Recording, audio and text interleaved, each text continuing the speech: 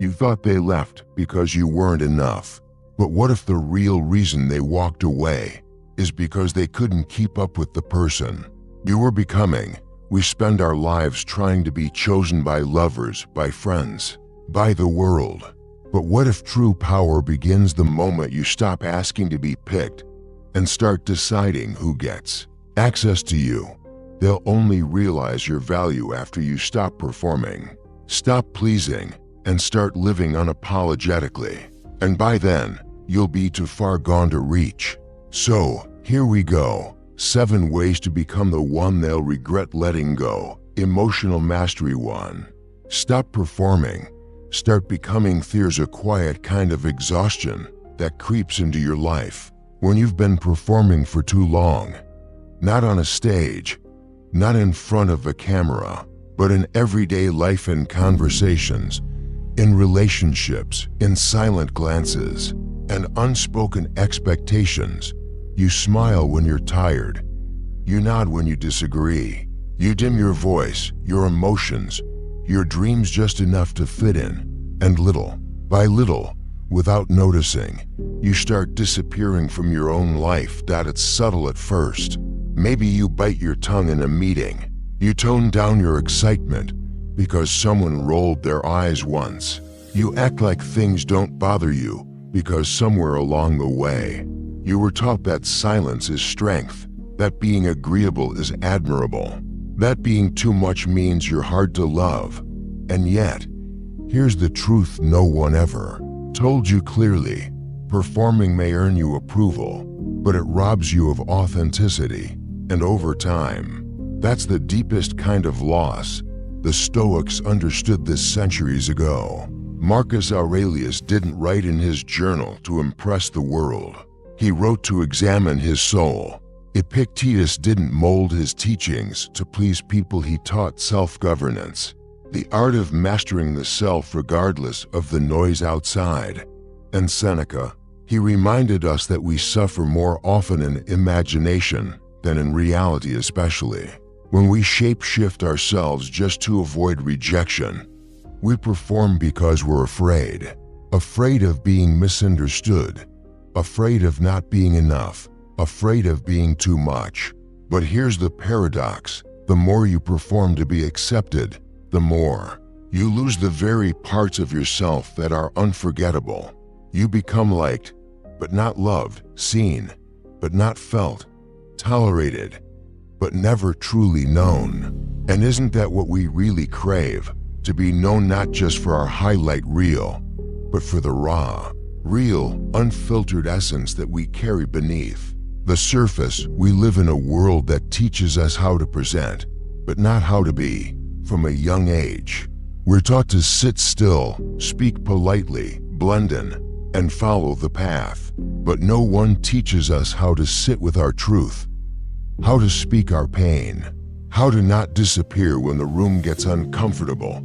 We're praised for our polish, but we're starved for permission to be honest. Carl Jung wrote that the privilege of a lifetime is to become who you truly are, not who you were told to be, not who the world likes best, but who you are underneath the filters, the labels, the roles. And that's not a path of ease. That's a path of courage. To stop performing, you have to be willing to disappoint people. You have to risk not being liked by everyone. You have to say, this is me, not perfect, not polished, but real. And that statement, that embodiment, is the beginning of everything. There's a moment in every life where you get tired of the masks, tired of pretending, tired of wondering if they knew the real me, would they stay? But what if the real you is not too much, not too intense, not too emotional, but simply honest? And honesty is the rarest kind of magnetism. Realness creates a resonance. It doesn't shout, it doesn't demand, it simply is. It walks into a room and doesn't need validation to be powerful. It doesn't bend to make others comfortable. It holds space. It breathes deeply.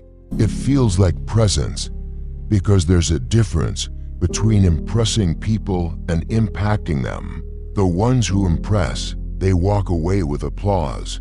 But the ones who impact, they linger.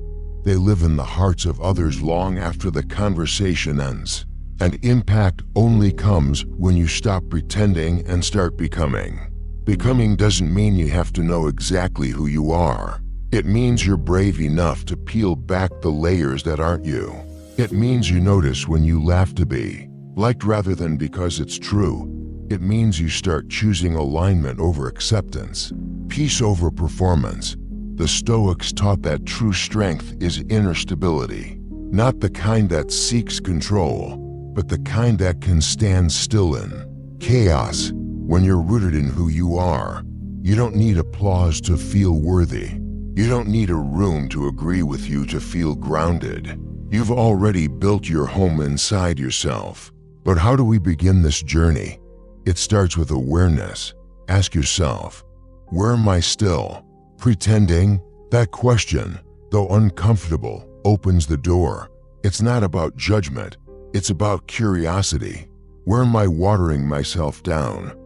Where am I seeking approval rather than truth? Where am I editing my emotions because I've been told they're too much? Once you start noticing these patterns, you reclaim your power. Because performance is often rooted in survival, not self-expression. You learn to perform because it once kept you safe, but now it's keeping you small. And the world doesn't need smaller versions of you. It needs your boldness, your truth, your voice. When you stop performing, your life starts aligning. Your conversations shift. You speak from the heart, not from the script. Your relationships change. They become more intimate, less transactional. Your energy returns because you're no longer burning it all to hold up a mask. Yes, some people will leave. The ones who only love the mask will walk away when the mask is gone. Let them. Their departure is not a loss, it's a clearing. It makes space for the ones who don't just tolerate your truth but honor it. Because the truth is magnetic. Realness is irresistible. We're not drawn to people who seem perfect. We're drawn to people who feel free. And freedom isn't found in performing, it's found in presence. Aristotle said, knowing yourself is the beginning of all wisdom. But how can you know yourself if you've spent your whole life becoming what others preferred? Wisdom begins when performance ends. Stop bending to be chosen. Stop polishing your edges to fit someone else's vision. Stop apologizing for your intensity, your depth, your softness. Those are not defects, they're dimensions. And the people who are meant to walk beside you, they won't ask you to shrink. They'll rise to meet your fullness. You were never meant to be agreeable. You were meant to be authentic. That's your niche. That's your power. That's your magnetism. So the next time you feel the urge to edit yourself, pause. Ask yourself, is this me? Or is this the version I think they'll accept? And in that pause, you'll find your answer. Because self-respect doesn't begin with boundaries, it begins with honesty. The kind you owe yourself. Here's the irony: when you stop performing, when you start becoming, when you live in your truth, even when it shakes, people don't forget that. They may not always understand it, but they feel it, they carry it, they remember it. And that's the first step in becoming the one they regret letting go. You were real in a world that taught them to be fake. You were whole in a world that sold brokenness as connection. You were you in a way that asked for nothing, but gave everything. That kind of presence is unforgettable. To grow without permission, evolve because you're ready. Growth is romanticized. People post about it, write affirmations about it, make aesthetic videos about it. But real growth, it's rarely pretty, it's rarely Instagrammable. It's uncomfortable, awkward, silent, and sometimes even painful. Because real growth isn't just about adding more, it's about shedding layers that no longer serve you. It's about letting go of versions of yourself that helped you survive, but now hold you back. And doing that doesn't require applause. It requires courage. You see, There's a huge difference between growing because you think you should and growing because you've finally realized you can't stay the same. The first is rooted in pressure. The second is rooted in power. We've been conditioned to believe that evolution needs validation, that you need permission to change, that someone's society, a partner, parent, a friend needs to sign off on your transformation before it's real. But the truth is, your soul doesn't wait for a green light. When it's time, it knows. And the most powerful thing you can do is honor that inner knowing before the world understands it. Seneca once said, "As long as you live, keep learning how to live." That is the essence of evolution. It's not about one massive leap. It's about the daily, intentional, often invisible choices you make. Choosing silence over explanation. Choosing stillness over reaction. Choosing peace over chaos. Choosing yourself even when it makes others uncomfortable. The Stoics didn't grow to please the world. They grew to master themselves. Marcus Aurelius wasn't interested in popularity. He was interested in integrity, in alignment, in showing up every day and choosing to become the kind of man he could respect, whether or not anyone else noticed. And that's your power too. Your evolution doesn't need to be validated to be valuable. It doesn't need to be loud to be real. In fact, the most profound transformations often happen in solitude, in the quiet moments when no one is watching, but everything inside you is shifting. Here's what no one tells you. Growth often looks like loss. Losing people who only love the older version of you. Losing routines that once gave you comfort, but now feel like cages. Losing the need to explain yourself to people committed to misunderstanding you. But that loss, it creates space. And in that space, you rebuild not from fear, but from freedom. Carl Jung spoke about individuation, the process of becoming whole, not by denying the past, but by integrating it, by understanding that every phase of you, even the messy ones, had purpose. The version of you who stayed quiet to avoid conflict, who tried too hard to be chosen, who performed to be accepted, that version wasn't wrong. They were surviving, they were learning, and now you're ready to grow beyond them. That's not self-rejection, that's self-respect. So many people fear change because they mistake it for betrayal. But growth isn't betrayal, it's an honoring, a sacred decision to not let who you were yesterday limit who you can be today. It's saying, I've come this far. Now I'm ready to go further. That's not abandoning yourself. That's becoming more of yourself. Socrates taught that the unexamined life is not worth living.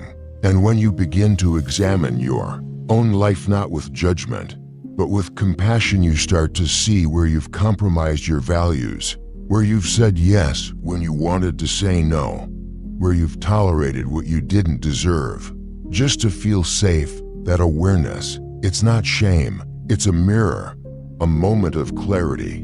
And once you see it, you can't unsee it. That's when growth begins, not when you read a quote or repeat a mantra, but when you realize you don't want to live one more day out of alignment with who you truly are. Now let's be honest, growth is not always inspiring. Sometimes it's lonely. Sometimes it feels like everyone around you is stuck in the same patterns, and you're the only one who's changing. And that loneliness, it's not a punishment. It's proof that you're moving, that you're not settling, that you're not afraid to stretch, even if it means stretching past your circle. And yes, it will test you. Growth tests your patience, your beliefs, your loyalty to your old self. It asks you to choose peace when revenge would feel better. It asks you to walk away when staying would feel easier. It asks you to believe in something you haven't seen yet, your future self. But here's the beauty of it. Every time you choose alignment over attachment, you become lighter, stronger, clearer. You stop clinging to what once comforted you, and you start creating what actually fulfills you. Think of it this way: you're not starting from scratch. You're starting from experience. You're not erasing your past. You're building on it. You're not discarding your old self. You're upgrading them. Like a phone that still has the same shell, the same name, but now runs smoother, faster, smarter. That's your identity in motion. There are parts of you, gifts, talents, strengths you haven't even met yet because they're buried under layers of fear, doubt, and old stories. Growth isn't about becoming someone new. It's about clearing out the static so you can hear your own voice clearly. That voice, it doesn't ask for applause. It doesn't seek approval. It simply says, "Let's go. We're not staying here." And when you listen to it, really listen, it becomes louder than the opinions around you. It becomes stronger than the pull to stay the same. It becomes your compass, guiding you not toward comfort, but toward truth. The Stoics believe that the only thing truly within our control is ourselves, our thoughts, our responses, our choices. And growth is the ultimate act of taking back that control. It's saying, I refuse to live on autopilot. I refuse to let fear write my story. I choose to evolve. And when you choose that, when you start showing up as someone who grows with intention, not just reaction, people feel it. You don't need to announce your evolution. It's written in your silence, in your peace, in the way you no longer chase, in the way you no longer need to prove. People will notice, not always in words, but in the way you carry yourself, in the way you set boundaries without anger, in the way you say no without guilt, in the way you love without losing yourself. And those who are not ready for that version of you, they'll fall away, not because you pushed them, but because your growth made them realize they never truly met the real you. That's okay. Let them go. They were chapters. You are the whole book. So if you're sitting here wondering if it's time to change, this is your sign. Not because you're broken, not because you need fixing, but because you're ready. You've already outgrown what once felt like home. Now it's time to build something new, something true, something that reflects who you're becoming, not who you used to be. And the best part, you don't need permission. You never did. Your evolution is yours. Own it. Embody it. Live it. Because that's how you become the one they regret letting go. You grow, not because they asked you to, but because you knew it was time. You changed, not to impress them, but to respect yourself. You evolved quietly, steadily, and they only realized what they lost when they saw who you'd become.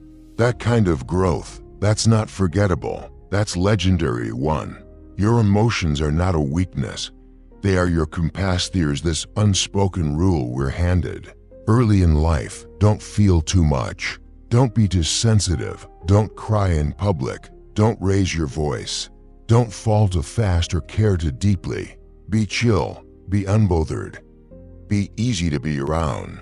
It sounds harmless at first, but over time, these rules don't just shape behavior. They suppress identity. You don't just mute your emotions, you mute your aliveness. And then one day, you find yourself wondering, why do I feel numb? Because when you spend years being told your emotions are too loud, too much, too inconvenient, you start believing that your feelings are flaws rather than signals. You begin to see your sensitivity as something to manage instead of something to honor.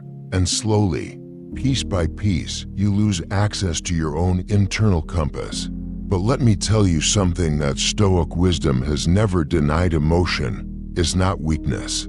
Emotion is information, and if used wisely, it is power. You see, Stoicism doesn't tell us to shut off our feelings. It doesn't ask us to be robots. That's the biggest misconception. What it does ask, what Marcus Aurelius and Epictetus lived by, is to not be ruled by emotions. Not because emotion is bad, but because emotion needs guidance. It needs maturity. It needs anchoring. Marcus Aurelius said, "You have power over your mind, not outside events." Realize this, and you will find strength. Your emotional world is a part of your mind, and owning that inner world, that's what makes you strong, not detached. When you cry, it doesn't mean you're fragile. It means you're alive. When you feel deeply, it doesn't make you hard to love, it makes you unforgettable. Because in a world that numbs out, scrolls endlessly, and avoids anything to real, your ability to feel is radical. Let's stop calling it being too much. Let's start calling it what it really is: presence, awareness, emotional intelligence, passion, connection. Carl Jung believed there is no coming to consciousness without pain. That means you can't truly awaken to your full self without walking through the door of your own emotions. You can't think your way into wholeness. You have to feel your way there. You have to sit with the sadness, the anger, the joy, the grief, and let them teach you. The tears you hold back, they are your soul's attempt to cleanse. The rage you suppress, it is often just the voice of your boundaries being ignored for too long. The deep sorrow you bury, it's a sign that something mattered to you. These aren't weaknesses, they're reflections of your values.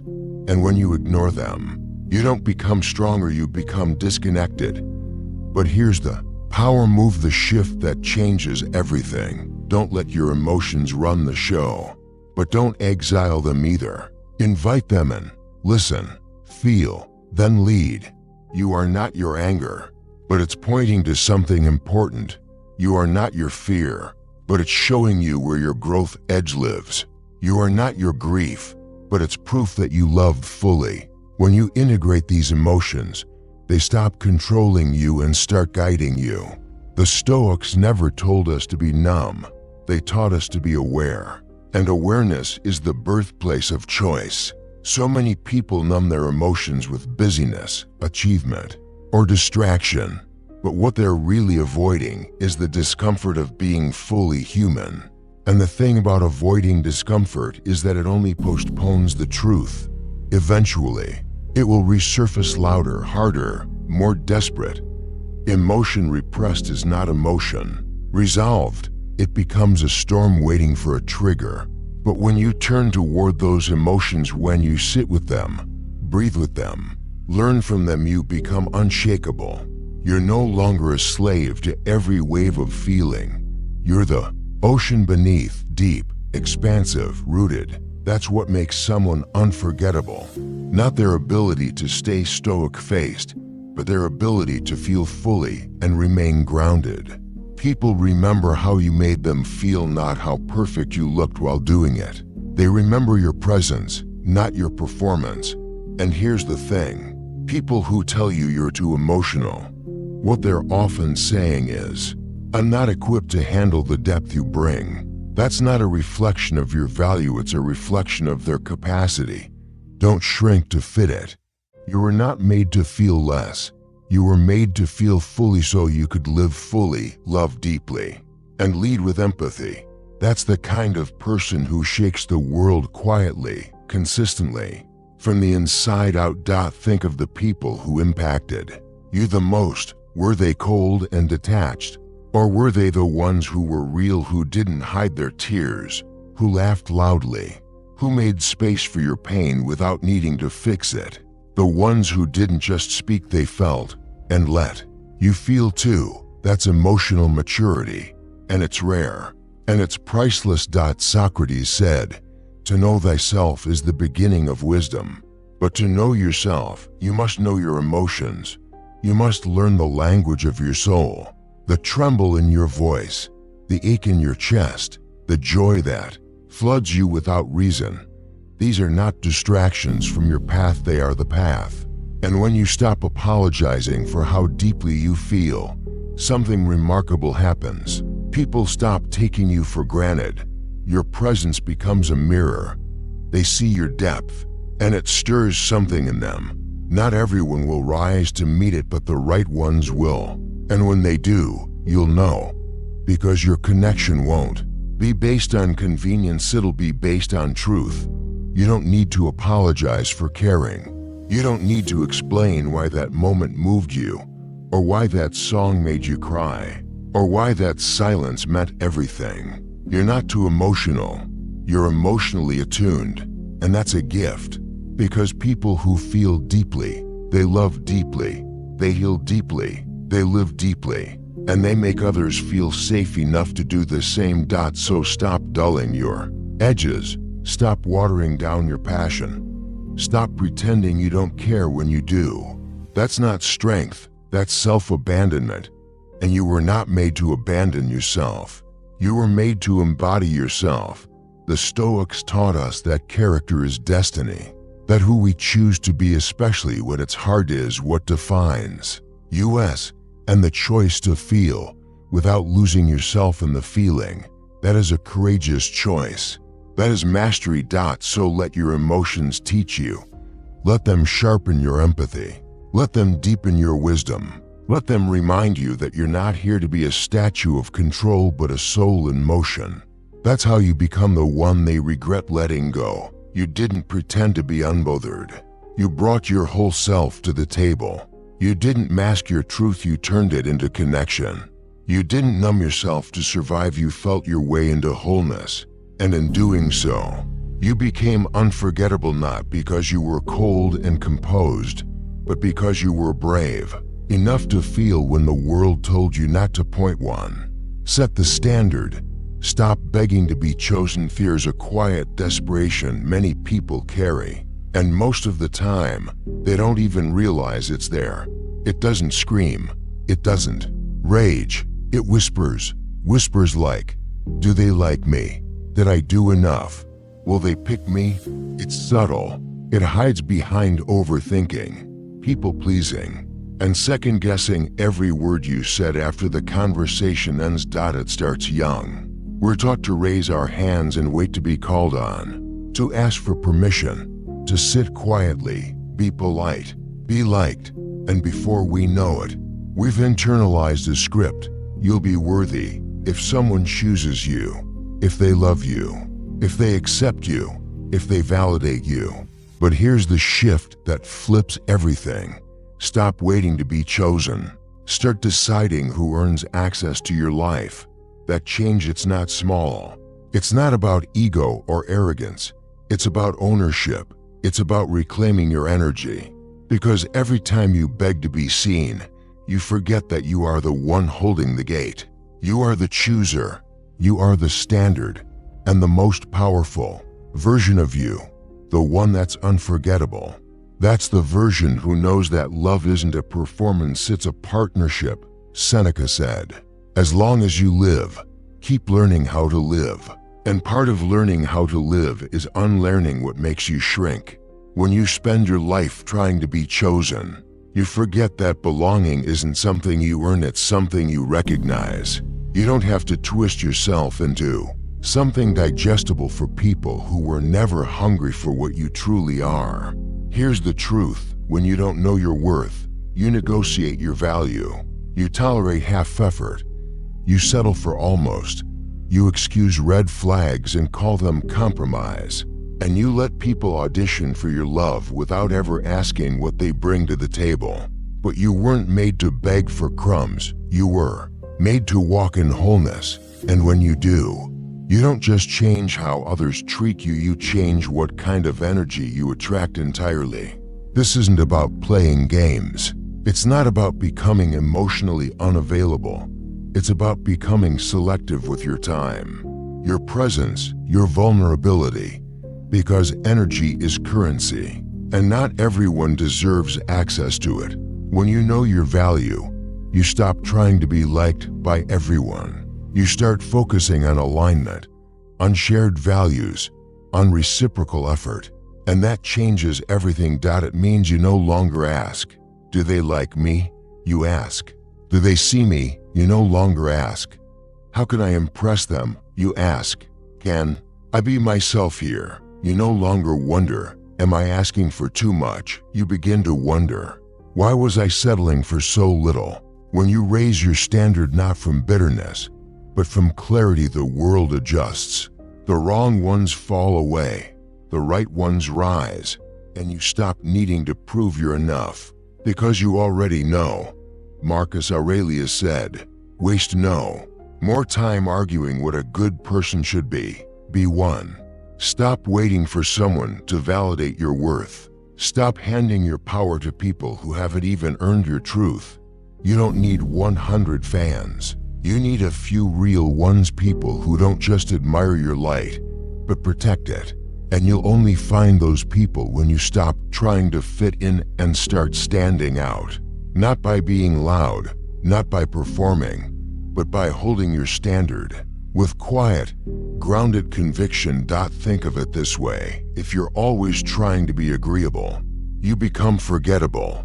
But when you become deeply yourself, rooted in your values, your passions, your path, you become irreplaceable. Because people can find charm anywhere. What they can't find is presence, self-respect, integrity. That's rare. That's magnetic. So many people fear rejection. But here's what's even more terrifying: accepting less than you deserve. Living a life of quiet resentment. Dimming your light just to stay liked. That's not connection, that's containment. And you weren't born to be contained. You were born to be felt, and not by everyone, by the right ones. The ones who don't ask you to tone it down, but to turn it up. The ones who don't try to manage you, but to meet you. The ones who don't just choose you, they match you. But they only appear when you stop begging to be picked, when you stop lowering your standards out of fear of being alone. Because here's the truth: solitude is better than settling. Peace is better than performance. And one deep, honest connection is worth more than 1,000 shallow ones. Carl Jung once wrote, "The most terrifying thing is to accept oneself completely."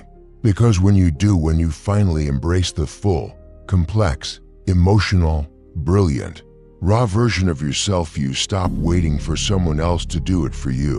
You stop outsourcing your worth. You stop auditioning for love. And when you walk in that kind of wholeness, people notice. They feel it. They see the shift. You're not chasing anymore. You're choosing. You're not begging for a seat at someone else's table. You're building your own. And those who belong there, they won't just sit with you. They'll bring something. They'll contribute. They'll match the energy you bring. Because that's what love looks like when it's real. That's what respect sounds like when it's mutual. So set the standard. Get clear on what you will and will not accept. Write it down if you have to, and then live it, not loudly, but consistently. Because the strongest boundaries are not walls, they are filters. They don't push people away. They let the right ones in. And when someone meets you at your standard without guilt tripping, without games, without asking you to shrink, that's when you'll know this connection is worth keeping. But until then, let them go. Let the ones who only wanted the watered-down version of you fade. Let the ones who called your standards too high find someone who requires less. Let the ones who ghosted when you stopped performing disappear in silence. Because that's how you become the one they regret letting go. You stop begging. You stop chasing. You stop explaining. And instead, you start choosing. With clarity, with self-respect, with calm certainty. You become the kind of person who doesn't just hope to be chosen. You become the one others hope to deserve. Boundaries are not walls. They are self-respect in action. There's a misconception that runs deep in our culture that setting boundaries is cold, that saying no makes you selfish, that having standards makes you too much or hard to love. And because of that, most people grow up believing that to keep the peace they must become easy to be around, easy to please, easy to manipulate. But the truth is, the peace you protect by sacrificing yourself is not peace. It's quiet self-betrayal. It's internal erosion. It's swallowing resentment with a smile because you're afraid to lose people who were never committed to valuing you in the first place. And here's the hard but liberating truth. You don't set boundaries to push people away. You set boundaries to protect the parts of yourself that took you years to rebuild. Boundaries are not barriers. They're clarity. They're communication. They're the most powerful declaration of self-respect you will ever make, not just to others, but to yourself. The Stoics understood this better than most. Marcus Aurelius didn't walk around trying to please the masses. He governed an empire with inner calm because he had mastered the art of ruling his own mind. Seneca didn't.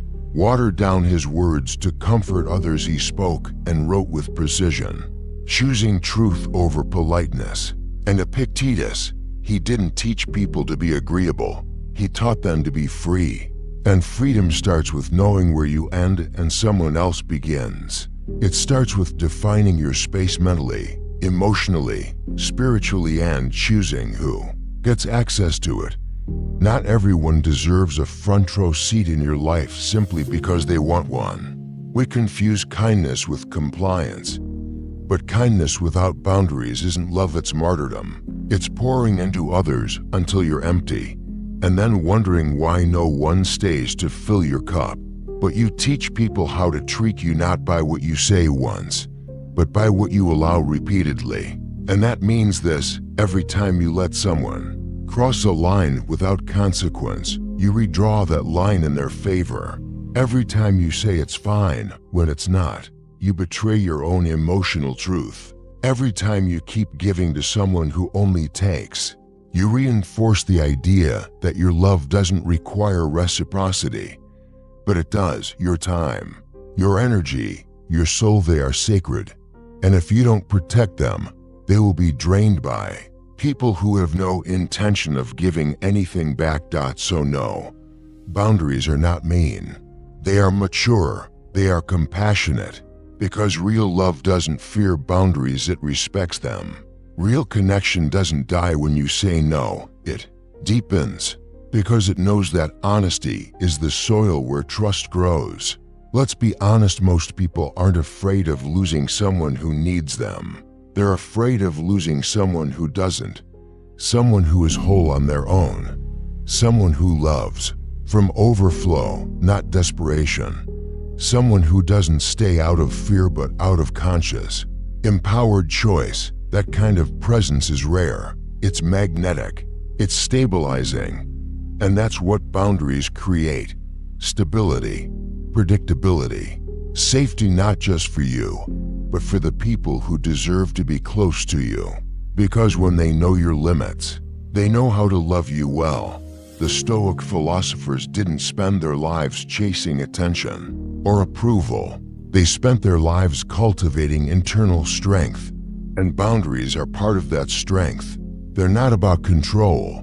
They're about alignment. When you set a boundary, you're not telling someone they're bad. You're telling yourself that you're worthy of relationships that don't require you to shrink.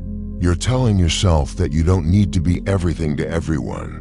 You're telling yourself that you're done bleeding for people who wouldn't even offer you a band-aid. And yes, it will feel hard at first, especially if you're used to being the fixer, the peacekeeper, the one who smooths things over, the one who swallows their needs to keep the connection alive. But ask yourself this: if a connection only survives because you betray yourself to keep it, was it ever love? Carl Jung said, "What you resist persists. What you accept transforms." When you finally accept that your peace matters, your energy matters, your needs matter, everything starts to shift. Suddenly, your no becomes a form of self-care. Your silence becomes a statement. Your absence becomes your boundary when words are no longer enough.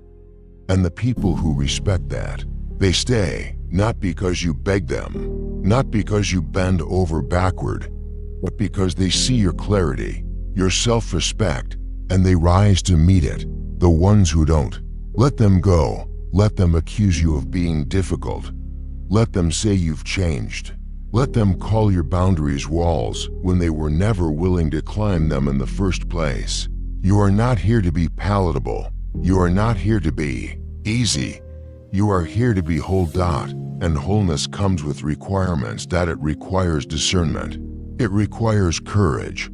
It requires knowing the difference between selflessness and self-sacrifice. You are not hard to love. You are hard to use. And that's exactly what makes you unforgettable. Because when someone meets a person with boundaries, clear, firm, kind boundaries, they don't forget that. It wakes them up. It makes them examine themselves. It shows them a standard they may have never encountered before. And even if they walk away, they'll remember. They'll remember the way you didn't beg, the way you didn't bend, the way you loved deeply but refused to abandon yourself. They'll remember the way you didn't need them, you chose them until you didn't. And that kind of love, that kind of presence, it's not loud, but it echoes. So, if you've ever felt guilty for needing space, don't. If you've ever been called too much for asking for emotional clarity, don't shrink. If you've ever lost someone because you stopped saying yes when you meant no, that wasn't loss, that was liberation. Set the boundary. Speak the need. Hold the line. Not because you want to hurt anyone, but because you've spent too many years hurting yourself to keep the peace. And peace that costs your self-respect, that's not peace. That's prison. So be bold. Be kind. Be clear. Because that's how you become the one they regret letting go. You weren't afraid to draw the line. You weren't afraid to raise the standard. You weren't afraid to protect what you spent years healing. And in a world that's desperate for validation, you became rare for choosing self-respect over approval. One, love from wholeness, not from wound, shears a kind of love that doesn't feel like love at all. It feels like pressure, like weight, like walking a tightrope between giving too much and still not being enough. It whispers things like, don't leave me, please fix me, I'll be okay as long as you stay. And we mistake that for devotion. We mistake that for closeness, but it's not love. It's emotional survival wearing the mask of intimacy. When you haven't done the inner work, when your self-worth is outsourced, when your wounds are still open, love becomes a transaction. You're not offering connection, you're offering need. And that's why it exhausts both people. Because someone always ends up giving from emptiness. Someone always ends up carrying a load they never agreed to. Carl Jung said, the most terrifying thing is to accept oneself completely. But that's also where real love begins. Because once you accept yourself fully, without editing, without conditions, without waiting for someone else to do it for you, you stop loving to fill a void. You start loving from overflow. And that kind of love, it doesn't cling, it doesn't chase, it doesn't negotiate your worth. It holds steady, it stands tall. It says, I'm already full, and everything I give you is a gift, not a cry for rescue. The Stoics taught that your peace should never be at the mercy of things you cannot control. And love is one of those things. You can't control who stays. You can't force someone to care. But you can control the source of your love. And when it flows from a healed place, a place of choice, not desperation, it becomes unshakable. You've probably seen it. The person who walks into a room with calm confidence, not loud, not flashy, but grounded, joyful, present. You feel it because it's real. They don't need your attention to feel whole. They don't need your approval to feel worthy. They came full, and their love, it nourishes instead of consumes. That's the energy people remember. That's the presence people fear losing. Not because it feeds their ego, but because it awakens something stable, something sacred. And it's not something you get by accident. It's something you build. You build it in the quiet mornings alone when no one is texting you and you choose not to spiral. You build it when you feel the urge to beg for closeness and instead turn inward and ask, what am I actually craving? You build it when you realize that being alone isn't failure, it's training. Because here's the truth. If your cup is empty, you'll drain every connection trying to quench a thirst only you can satisfy. But if your cup is full, if you've done the work, felt the pain, faced the shadows, and still come home to yourself, you won't chase love.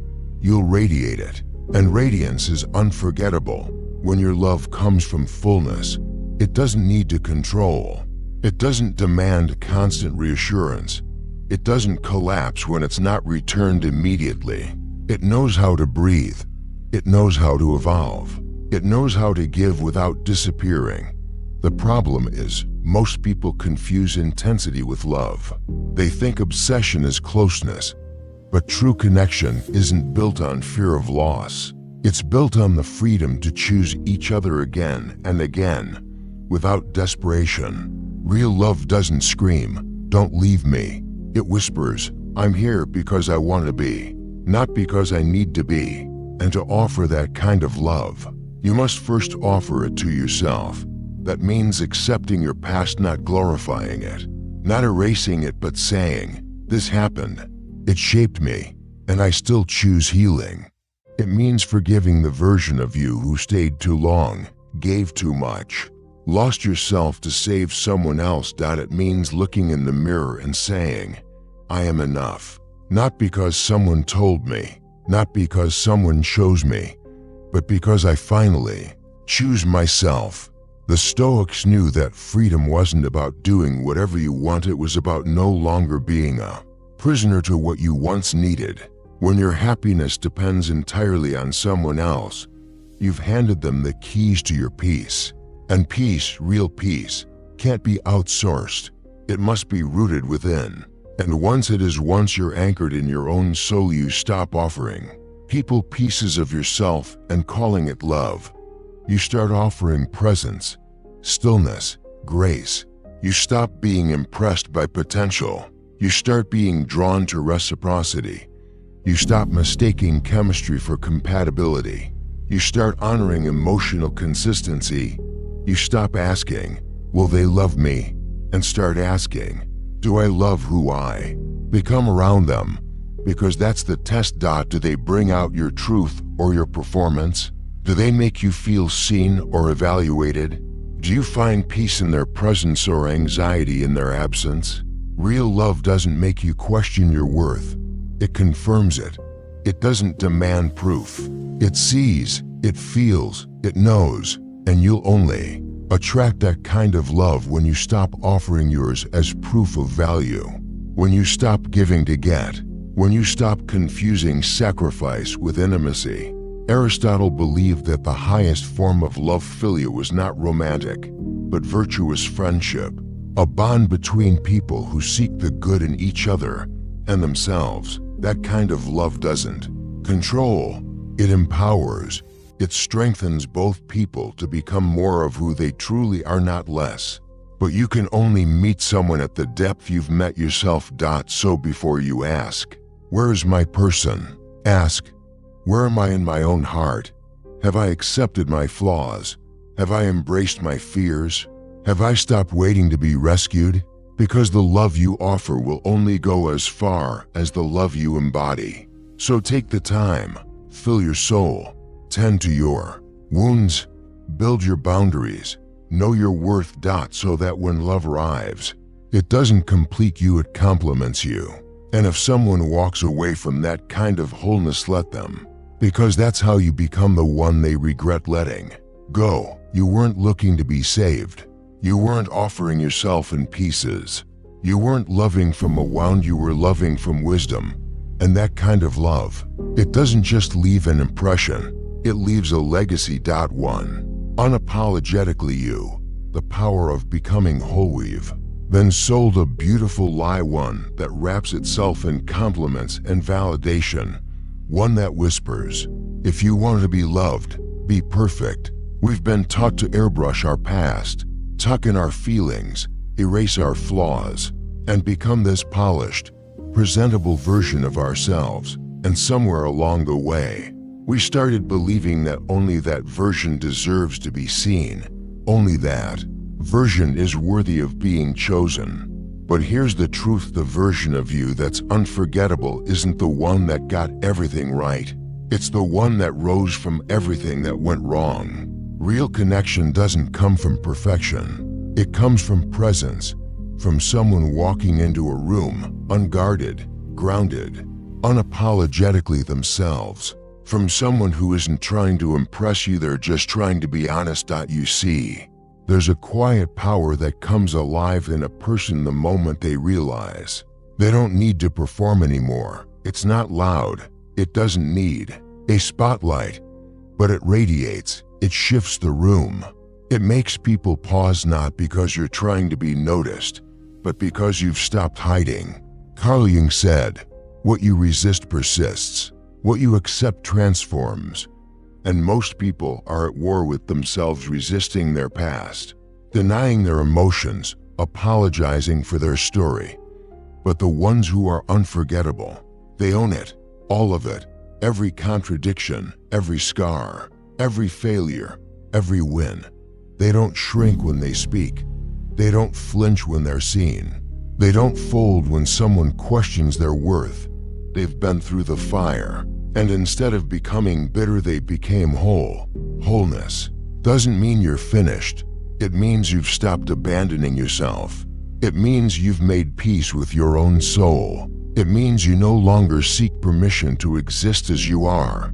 And let's be honest, this world teaches us to shrink, to mute ourselves, to play small, agreeable, polite, to tuck away our depth because someone once told us it was too much.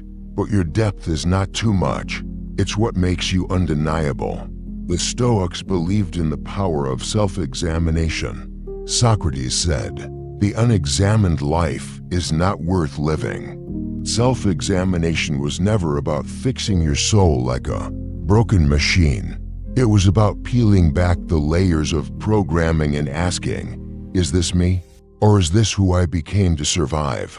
It's about unlearning the lie that you have to be soft to be accepted, quiet to be loved, small to be chosen.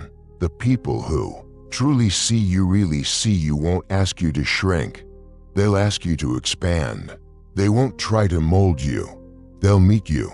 But before they do, you have to go first. You have to decide that being yourself is no longer negotiable. That showing up real matters more than showing up likable. That saying "this is who I am" is more powerful than saying "what do you need me to be?" Because every time you betray yourself to be accepted, you send a message to your nervous system, "My truth isn't safe." And you spend the rest of your life overthinking every word, every choice, every feeling. That's not a life, that's a performance, and it's exhausting. But the moment you stop apologizing for being you, you come alive.